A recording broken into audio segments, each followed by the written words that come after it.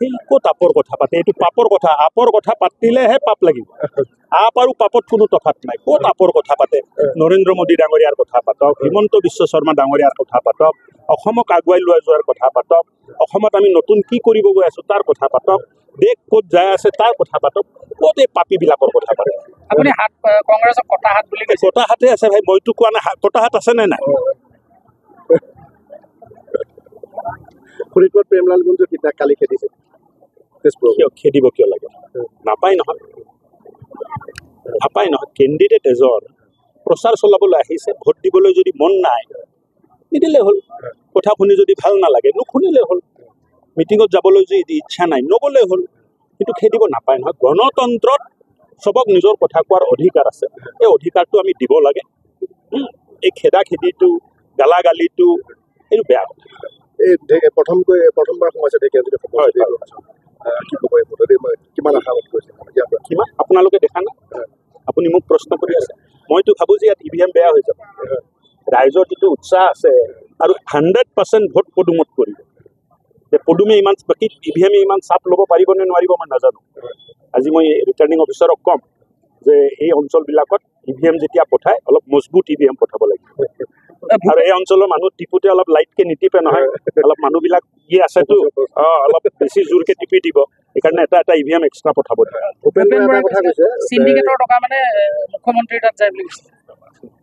ভূপেন বৰাই কৈছে, কি কৈছে এইটো কথা কিয় মোক সোধে? তাৰ উত্তৰটো অসমৰ ৰাইজে দিব।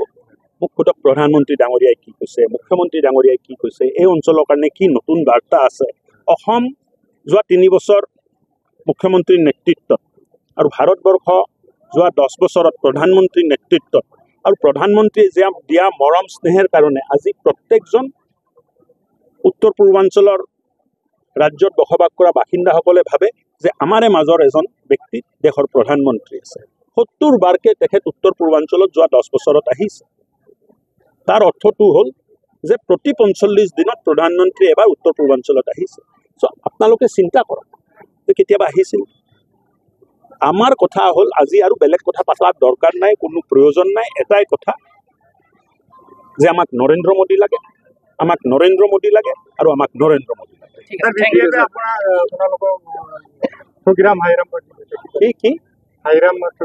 কি বাবা এইটো কি বাবা? ৰাজু দেউৰীয়া। কোন ৰাজু দেউৰী? কোন BPF-ৰ কেণ্ডিডেট? কোন সমষ্টিত? শোণিতপুৰ।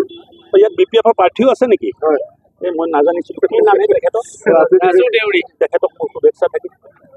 আপোনালোকক 2 লাখ ভোটত আৰম্ভ বুলি তেখেতক মই মানে শুভেচ্ছাটো দিলোঁ বাবা, আৰু কি নিদিব। এইটো নিৰ্বাচনটো খুব জটিল নিৰ্বাচন নহয়, এইটো একপক্ষীয় নিৰ্বাচন।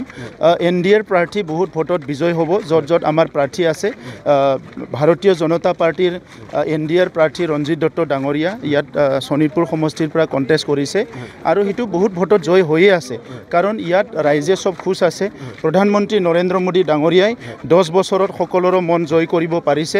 মুখ্যমন্ত্ৰী ডক্টৰ হিমন্ত বিশ্ব শৰ্মা ডাঙৰীয়াই যোৱা 3টা বছৰত প্ৰমাণ কৰি দিছে যে তেখেতে যে অসমখন ভাৰতৰ ভিতৰত এটা উন্নত ৰাজ্য গঠন কৰিব, সেইটো চবেই এতিয়া দেখিবলৈ পাইছে। গতিকে চবেই ফূৰ্তিত আছে, চবেই শান্তিত আছে। আজি অসমখন ভাৰতৰ ভিতৰত এটা শান্তিৰ ৰাজ্য হ'বলৈ গৈ আছে। গাঁৱে ভূঞে ভাল ইনফ্ৰাষ্ট্ৰাকচাৰ আহিছে। ইয়াত ট্ৰাইবেল মানুহবিলাকে ভূমিৰ পাট্টা পাইছে। গতিকে ইয়াত আৰু একো তেনেকুৱা বেলেগ বিকল্প নাই, কোনো চিন্তা কৰিব লগাই নাই। বহুত ভোটত বিজয় হৈ আছে। ৰাজু দেউৰী BPF-ৰ প্ৰাৰ্থী কৈছে এইবিলাক একো নাই। এইটো ক'ত কোনে জানে? এইটো কোনোবা মানুহ জানে জানো? আপোনাক এটা বেয়া অভিযোগ দিছে যে BTR মদ খুৱাই ল'ৰাবিলাকক মিছলিড কৰি আছে। এইটোতো হাগ্ৰামাৰহে কথা। হাগ্ৰামাই খুৱাইছিলে, তেখেত দেখা পাইছে। ৰাজু দেউৰী ডাঙৰীয়া আহক যদি মোৰ লগত ক'ৰবাত। এইবিলাক মানুহটো কোনো নাজানে, দেখাই পোৱা নাই। এনেই মানে ক'ৰবাত আহি পেলাই অলপ পইচা টকা হয়তো দিলে, BPF-এ ডাঙৰৰ ফ্লেগ এটা লৈ 2টামান ঘূৰি থাকিব ইলেকশ্যনত, নিজৰ নামটো থাকক বুলি কেনে। চ' এনেকুৱা কেণ্ডিডেটবিলাকৰ একো ভেলু নাই। আৰু সমাজত কিবা এটা হয়তো গছপুলি এডাল ৰুইছে নে নাই মোৰ ডাউট আছে। 2 লাখ ভোটত জিদিম কৈছে তেখেতে। তেতিয়াহ'লে আৰু বাকীবিলাকে আৰু ঘৰত শুই থকাই ভাল আৰু।